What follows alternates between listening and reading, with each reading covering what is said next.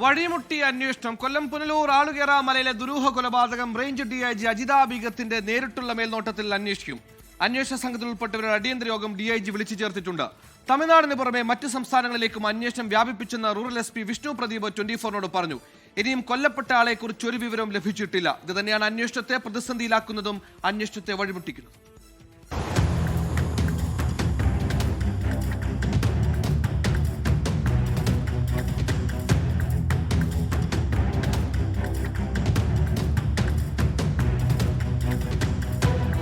പത്ത് ദിവസം പിന്നിട്ടിട്ടും കൊലപാതകത്തിൽ തുമ്പൊന്നും കിട്ടാത്ത സാഹചര്യത്തിലാണ് റേഞ്ച് DIG അജിത ബീഗം നേരിട്ട് കേസ് അന്വേഷിക്കുന്നത്.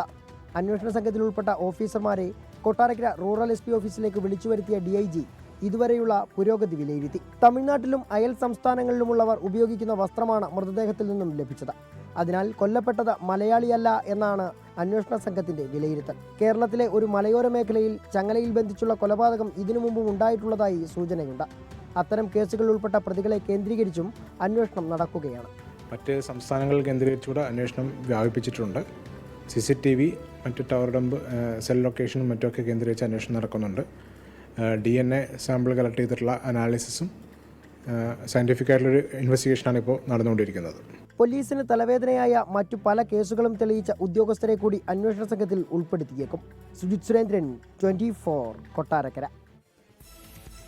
ലോകത്തെവിടെയായാലും ഏത് സമയത്തും 24 വാർത്തകളും ഓഗ്മെന്റഡ് റിയാലിറ്റി പാക്കേജുകളും എക്സ്പ്ലെയിനറുകളും വിശദമായി കാണാൻ ഞങ്ങളുടെ YouTube ചാനൽ നിങ്ങൾക്ക് സബ്സ്ക്രൈബ് ചെയ്യാം.